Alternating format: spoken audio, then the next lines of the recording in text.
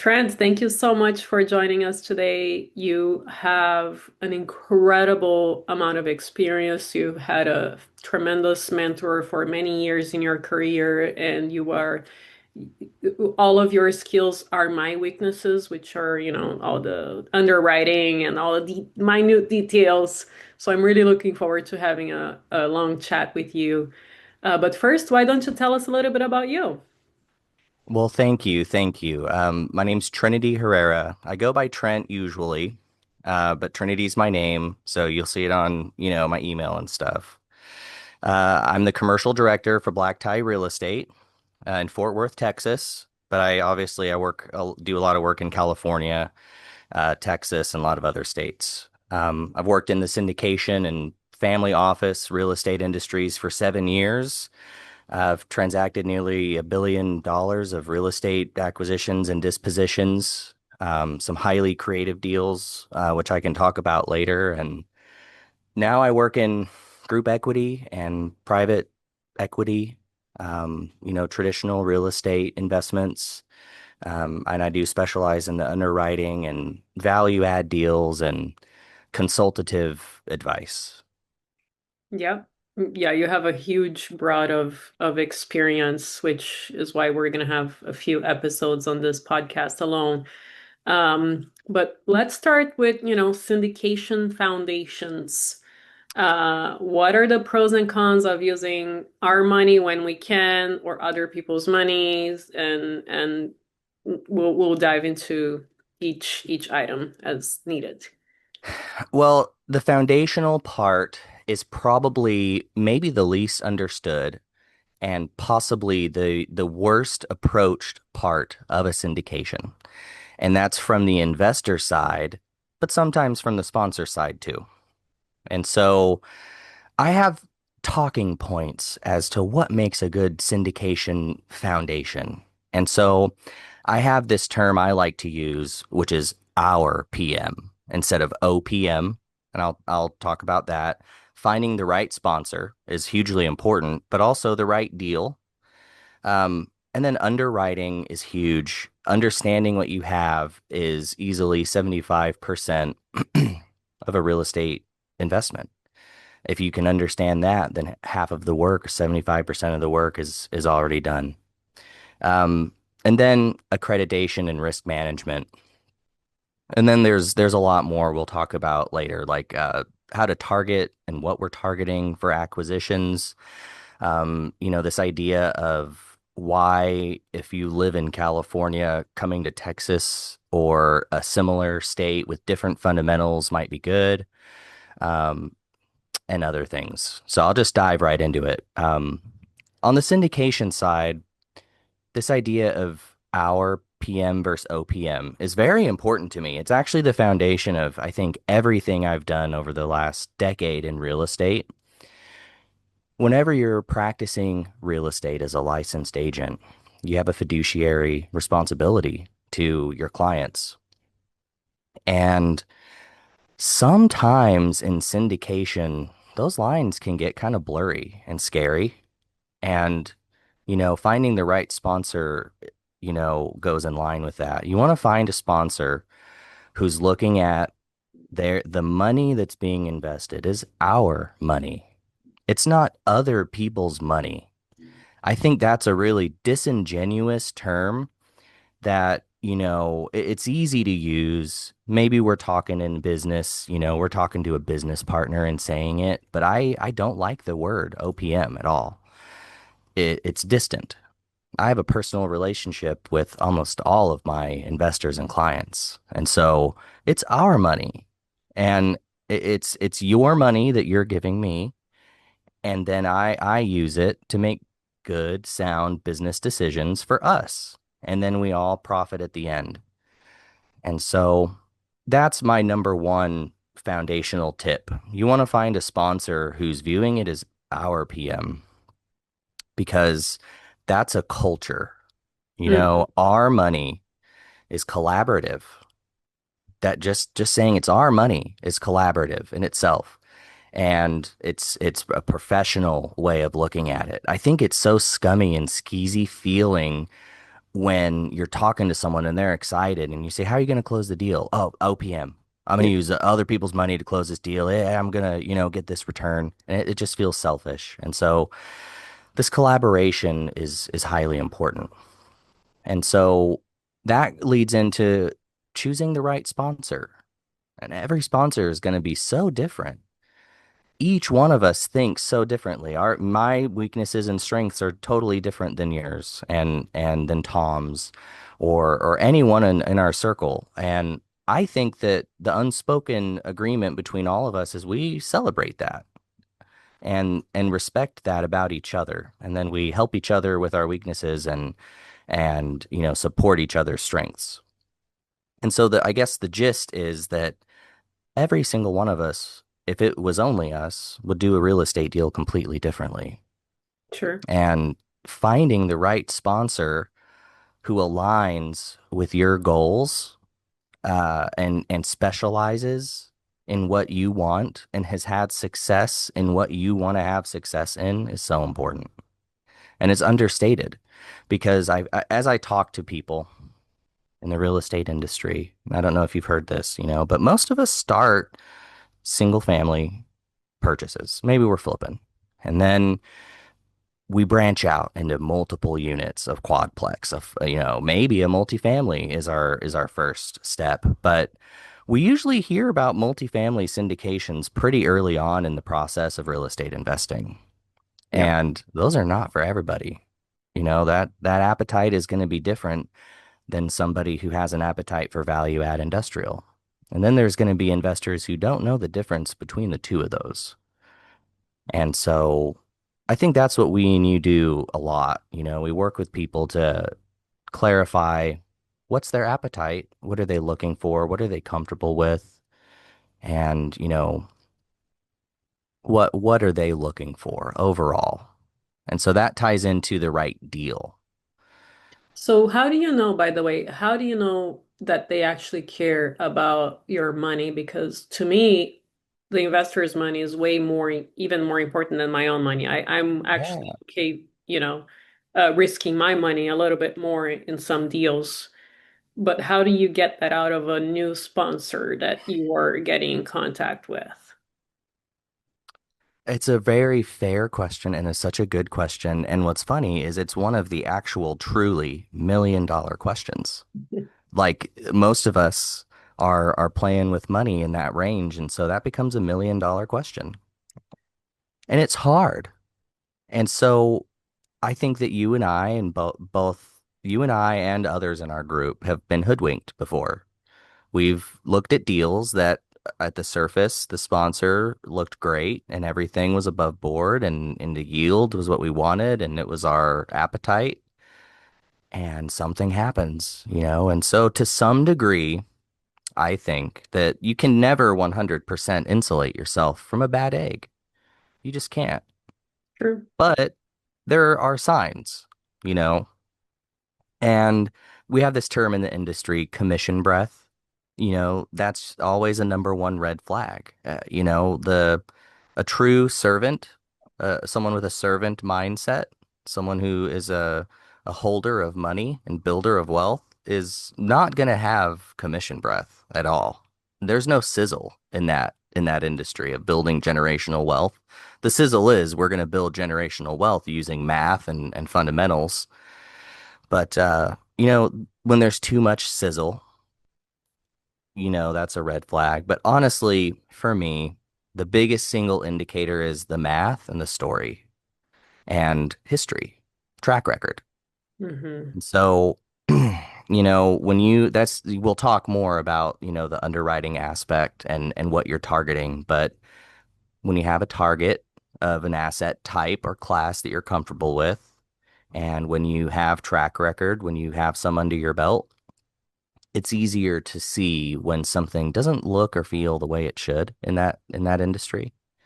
And Yeah. so I guess I will answer that by saying the single biggest defense is sophistication and experience and maybe even leveraging your friends. There have certainly been friends that have saved me from bad investments just from a second look and talking through a deal. Hmm. Thank you. Appreciate it. All right, we can move into the next bullet point. Well, I'll start with underwriting. We're talking about the foundation of what makes a syndication or an investment successful. And underwriting is no joke. It's 75% of what makes a syndication work.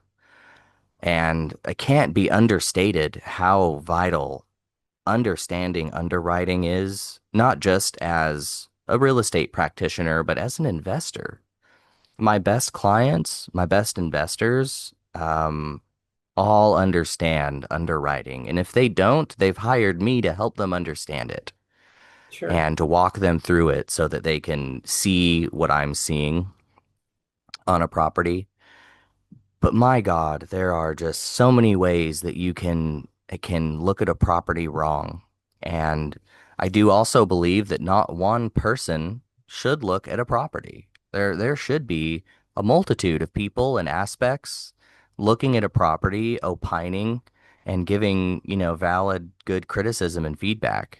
So, my number one tip when it comes to foundations is dive into underwriting and do your best to understand each deal. It takes years, it takes years. And even then, there are still deals that you see and you struggle, Sometimes you see an underwriting sheet and everything just goes white, but that's the single biggest thing that will mitigate all of your risk. Every risk factor you'll understand better.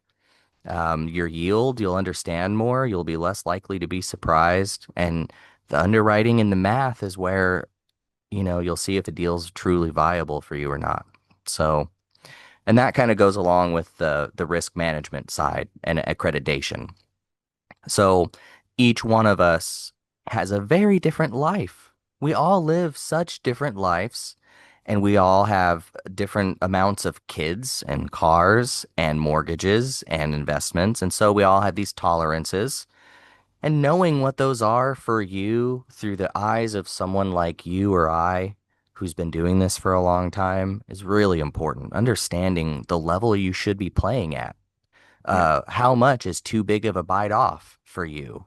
How are you accredited? What's your accreditation level? Those things are all guardrails that are in place to help each investor make good decisions. And so each style of offering that is done is styled differently to either accept less of a wealthy and sophisticated base or not.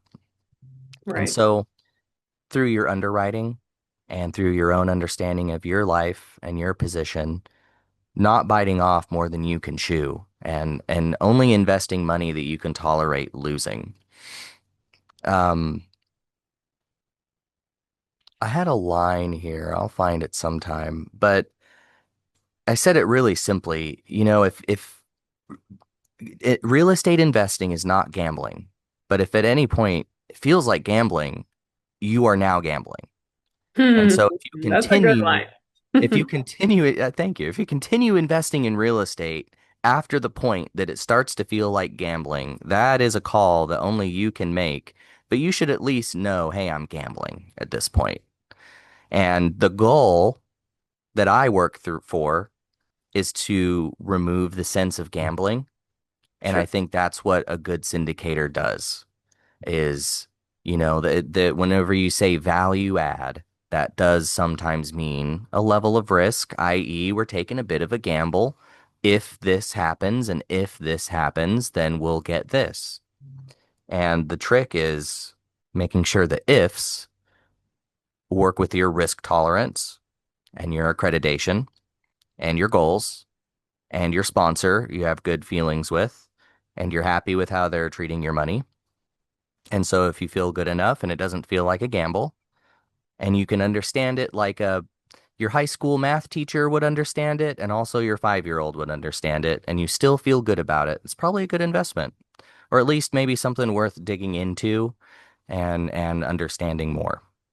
And so I think between everything, all of that, that sort of summarizes my take on the foundation. It's practical. It's based on the right sponsor, the right deal, good underwriting, working within your lane, and making sure your sponsor is looking at your money like it's our money. Hmm. On the underwriting aspect, as a passive investor, coming from a passive investor mindset, I have myself as an operator found mistakes in people's underwriting, and these people have been underwriting for years, deals over on top of deals, and I absolutely hate spreadsheets. So if I found that, right, and we discussed that last week when we met in person that you should always have two people underwrite your deal from an operator's perspective to make sure that the numbers match or are very close. But from the investor's perspective, they don't typically get those 600 lines, 10 tabs deep Excel spreadsheets. How would they underwrite that themselves? That's a good question and a fair one, because that's happened. I've had those exact questions come up before. If you're at that level and you need that sort of a walkthrough, I personally have had those calls hundreds of times in my career. And for me, I like that opportunity because it's a chance for me to talk with you. It's a chance for me to get to know you, and it's a chance for me to show you what I do every day. And it's a chance to build trust.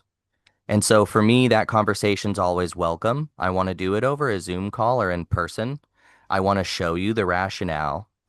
And 9 times out of 10, what happens is we're both excited about the deal at the end of the call, or sometimes we're not.